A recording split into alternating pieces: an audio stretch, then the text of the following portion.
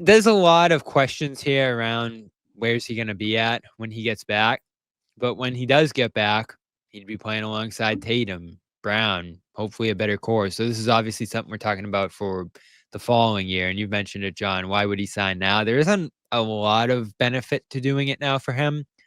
The money offsets, so anything up to $22 million, which is what the Bucks are going to pay in the first of 5 years here, will offset. And obviously the Celtics aren't going to be paying that. So if he joined, it'd be on a minimum, and that would be great for the Celtics.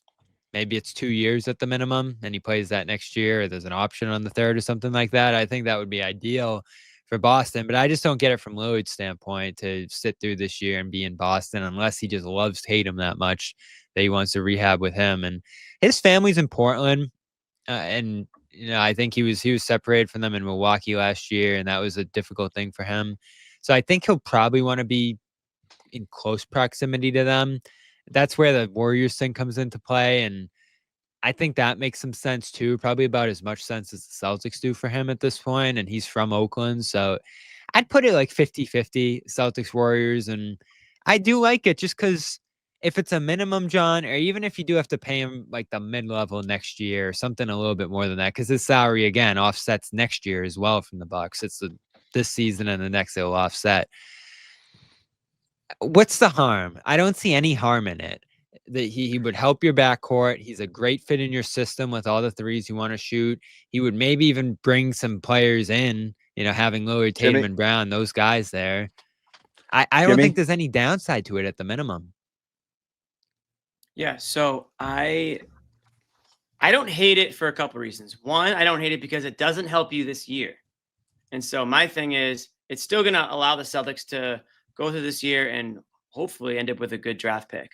And then if the goal is to, really kickstart this turnaround, and if you think that Tatum is going to be ready, you now have a veteran point guard in Lillard that can, jump in. Now, obviously the question is, how healthy is he going to be coming back? You get two guys coming back from Achilles injuries. Are they both going to be at 75% and therefore neither one really good enough? I'm not sure, but it allows Derek White to be Derek White at the 2 spot. I think it fits everybody back into where they would normally be. Now, Lillard defensively would still be a bit of a liability, especially coming off an Achilles. So that would be a bit of an issue. I don't hate it. If it's short money, I don't hate it. That's kind of my take on that. I don't really want Beal. I understand that Beal probably had a better year, but I don't see the fit here. It doesn't make sense for him at all to come to Boston and waste a year. Lillard wouldn't be wasting a year. He's not going to play Tatum next year boys. anyway. And he doesn't even, I still don't think Tatum's not playing. So I just don't think that it's going to happen. With Lillard, Bobby, if the Celtics did want Lillard, they'd have to probably make some concessions with him. Like, you can rehab out in Portland. Just come check in with us on this many occasions, join us on a road trip here and there. They're not going to make the guy, live in a hotel all winter in Boston when he's not playing. I don't see that happening. Yep. He doesn't need to be on the team, around the team all that time. Now, they're going to probably want him to do some sort of, plan they're going to put together, of course, and they want to be a part of his rehab and check in and things. But are they going to make him live in freaking Waltham? No, they're not going to make him do that. So let's say it's 3 years at the minimum, John. Third year player on Lillard. Let's say it's a third year player. I'll tell you my bench.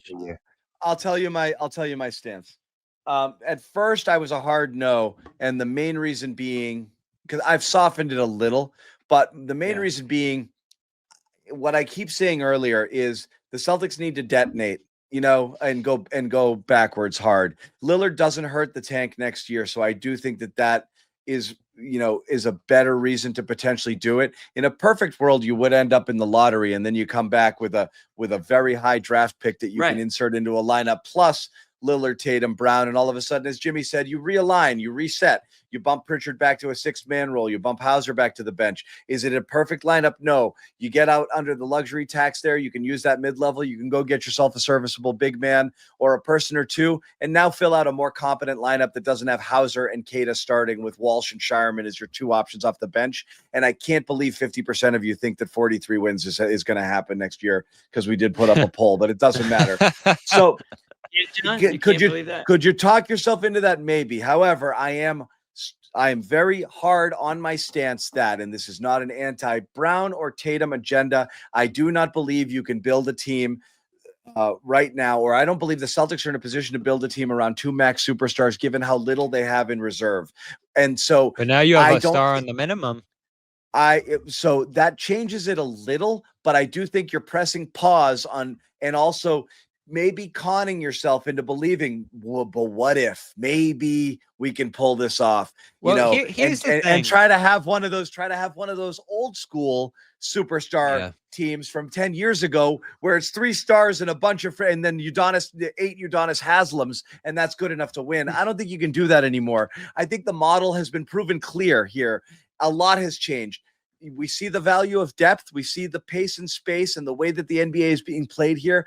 I just don't know that you can trot out that type of team that the Celtics would be putting out there and consider them a serious contender. I think you're in Clippers land, some enticing things. Sometimes it looks really good, but just not enough, So here's the thing I want to stress. You're going to have one more year of this Thunder super team, and I do think they'll be prohibitive favorites next year and a level above everybody else. And again, we said that about the Celtics last year going into it, and didn't quite work out that way. But once they have to start offloading some stuff, the Magic are a team. They're a little built up and expensive now. They're going for it, and they'll have to offload in the near future. Here's a couple teams that are probably going to look like they're in more Knicks, Cavs. These teams are in the dominant positions right now, but they're not going to be there for long. So if we're looking beyond this year to the next one, right?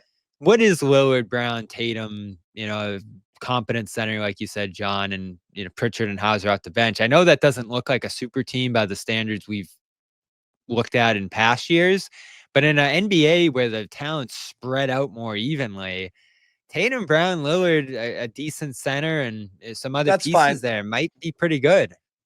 Yeah, I mean, is Damian Lillard coming off of an Achilles at age 36, and is post-injury Lillard any better than Anthony Simons? I might even say he's worse. Like, I mean, what are we talking about here? That's the question. It's like we don't caught up in the name, and you forget. You're caught up in the name. On the back. The real benefit here is you're gambling, and you're bringing in a guy who needs 20 shots a game. This idea that he's going to come in and a bench roll up. So it's just fine. Well, that's the other thing. Potentially disruptive, and also, like I said, pressing pause on giving you false hope and keeping you from doing the thing you might need to do in order to maximize whichever star you decide you want to ride out, Tatum or Brown's window, and not move on. You're talking about not only Lillard off an Achilles, you're talking about Tatum off an Achilles. You're talking about Jaylen Brown in year 11 in the league, and Derek White is 32 years old. This is not like, it sounds good. It's not as good as it sounds. It's not. Might be the best they can do. But that's the point is, again, it might not be saying enough, so why do it? Embrace the pain rather than play out the rest of Tatum's prime and Tatum and Brown's prime, futzing around, hoping that this team of aging superstars can keep you in the mix, and then be left with nothing.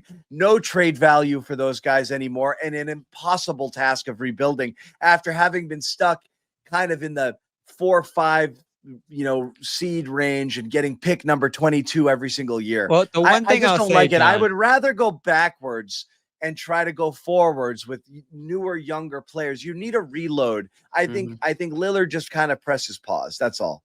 And we disagreed about this for a while. I think the North Star for them has got to be trying to retain Tatum long term, right? That's the guy that they're going to build around for the bulk of his career, if not all of it.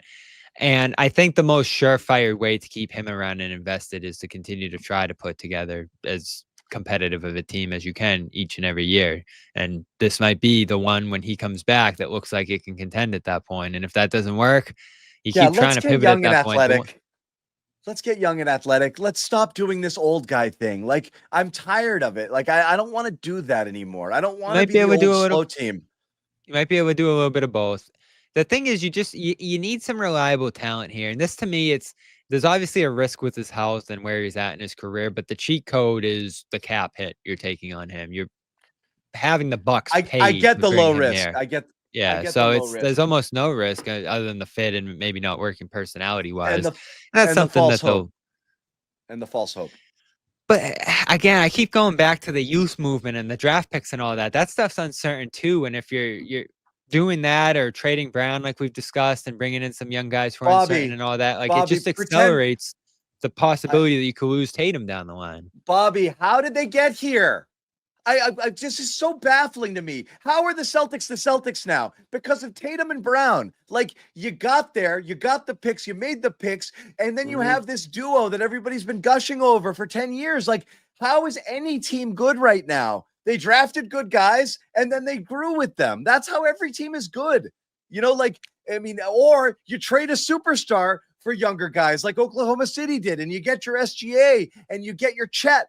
Every team is doing it. I don't understand. Like, I'm not mad. I'm so confused. Like, that's how you succeed. You get the young guys, especially now, before you have to pay them that super max, whatever